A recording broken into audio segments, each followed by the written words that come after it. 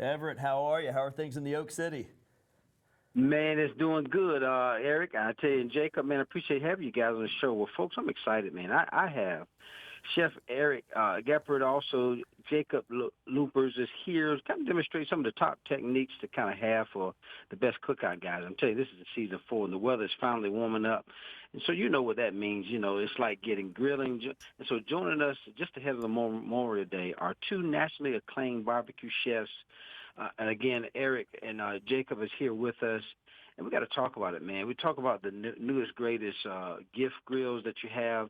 So starting with that, talk about what is the biggest difference between grilling and charcoal versus gas or pellet? Oh, that's a great question, and I'll mention this as a Hillsboro native. I grew up with charcoal, and I say there is nothing better to me than cooking with natural lump charcoal. You think about gas; it's not really imparting any flavor, right? But when you fire up that charcoal, your neighbors know something's going down, all right?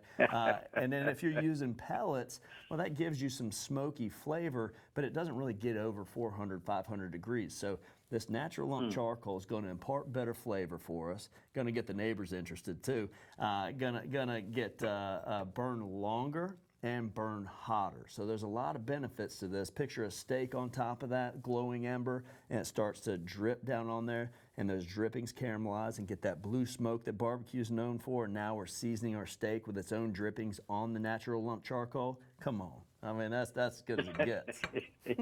Look, my mouth is dropping as you're talking. Now, let's talk about what are some of the benefits of a digital grill?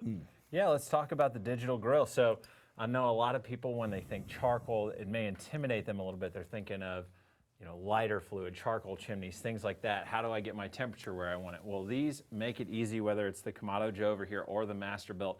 We're going to load that secret ingredient in here, our lump charcoal, right in the hopper or right in the bottom of this one. And then we have our dials here. So whether you want to do it right from the grill on this easy to use little screen, or each one has a phone app, you can walk around, go about your day and really see what's going on the grill, set your temperature, set your time. Everybody's got enough work to worry about. We don't need to worry about what the grill is doing. That's what they make easy with these digital grills is taking that, that traditional fire, charcoal, wood cooking and making it simple for everyday life.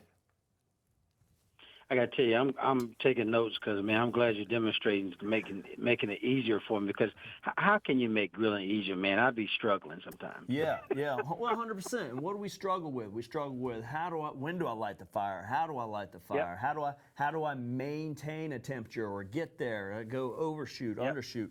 So cool thing about the Kamado Joe and the Masterbuilt is they've got digital access. So the Connected Joe, which I have here next to me, you pour your charcoal in there, you push this cool little lightning bolt button, and it actually lights the fire for you. So hands-free lighting, and then you just push this little thermometer button and dial in the exact temperature you want. No like high, medium, low. You want 273 degrees, boom, you just dial it right to there, and it'll get you there. It's got a fan inside, so it'll maintain that temperature for you. Like Jacob just said, you can have it report to your phone through the app, and you can monitor and change things there as well. But I think at home, when you're grilling, give yourself some time, give yourself some grace. Like Jacob said, we got enough going on. Let's make it easier on ourselves. Maybe start 30 minutes before you normally would, and just have things organized a little bit so you're not going back and forth between inside and outside. Let's make ourselves a little beverage station. Let's have our seasonings over here. Let's have our steak over here. Let's keep that. Let's just hang out a little bit with family and friends and take some pressure off. Well, I tell you, I bought me a grill for Father's Day last year. I'm taking all the notes now. But now we like to have a lot of family and friends over. So what are some of the biggest tips for grilling for a big crowd? Yeah, when you're cooking for a crowd, what I like to do is just make sure they're always eating, right? If they're eating, they're not going to be asking when the food's coming, right? So we're usually doing some stuff low and slow. We talked about these digital grills. These will go, you can set them anywhere from 150 degrees up to 700. Well, I'm usually doing something low and slow for the party, whether it's ribs, brisket, pork butt, something like that.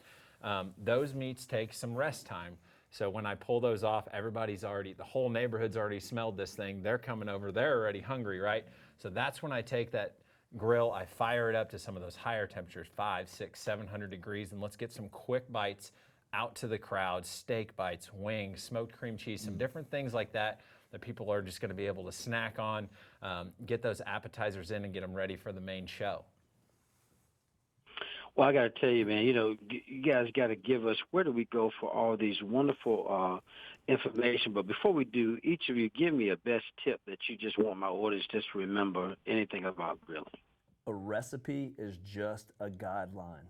You ain't got to leave your house because you got the wrong type of mustard. You know what I mean? Make it your own. Whatever you, I'm telling you, we all got a house of condiments we need to get through. All right, so let's start using stuff we've already got. And then it's that time of year where our gardens are starting to pop out there in North Carolina. I want you to remember this saying: if it grows together, it goes together. So if you got watermelon and cucumbers going, guess what? That makes a mean salad with some feta, and then you can grill up some chicken wings. Chicken wings are my last meal. Everybody asks me that weird question: what's your last meal? It's chicken wings for me, hands down. No doubt about it. Sauce on the side. Sauce on the side.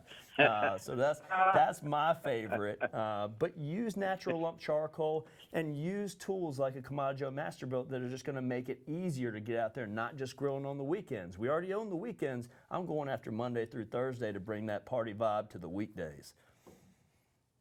Yeah, and whenever I think about barbecuing and grilling and what I like to tell everybody, I started out in the barbecue competition world, and we had a motto.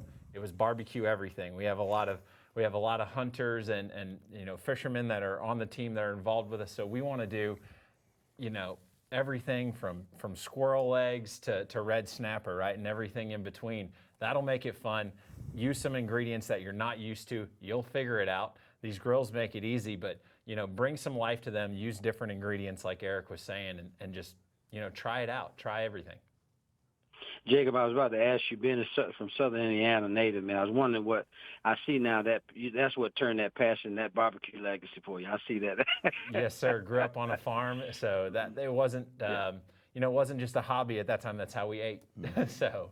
Yeah, there you go. And then Eric, man, Hillsboro, North Carolina, famous for your hard cookery, man. That's right. Did you learn that, though, from Eagle Scouts, man? Yeah, I did, actually. I can remember being on the Appalachian Trail and my mother doing a 3-layer cake, with just the coals from the fire and a cardboard box and some aluminum foil. So it's amazing what we can do when we put our minds to it, and happy people making happy food. But yeah, I grew up feral on the River shoveling coals. There's no doubt about it, and just like brought that to every aspect of my life. So it's funny. We've got to eat. We might as well make it interesting. Well, we know how North Carolina do it. But, guys, thank you so much. And then give me again, where do we go for all these wonderful tips one more time? So check out KamadoJoe.com, check out Masterbuilt.com, and for a more interactive and fun experience, go to Instagram and Facebook. But don't forget the YouTube channel, because we got a bunch of fun videos featuring Jacob and I cooking it up, and a lot of other great chefs, and they're full recipe videos with the written recipes. So if you're looking something for this weekend or for the entire summer, we got hundreds of great recipes out there that are fun and easy to do on these great grills. Well, guys, we couldn't have gotten any better. Live right there from Rooftop right in New York City, man. I tell you, the chefs, Eric Gephart, Jacob Lubbers, thank you so much for doing the show today, man. I learned so much. Appreciate you guys. It was a privilege. Thanks for having us. Thanks for having us. All right, you're welcome, guys. Bye-bye. Bye-bye. All right. Nice job, Sarah. Great job.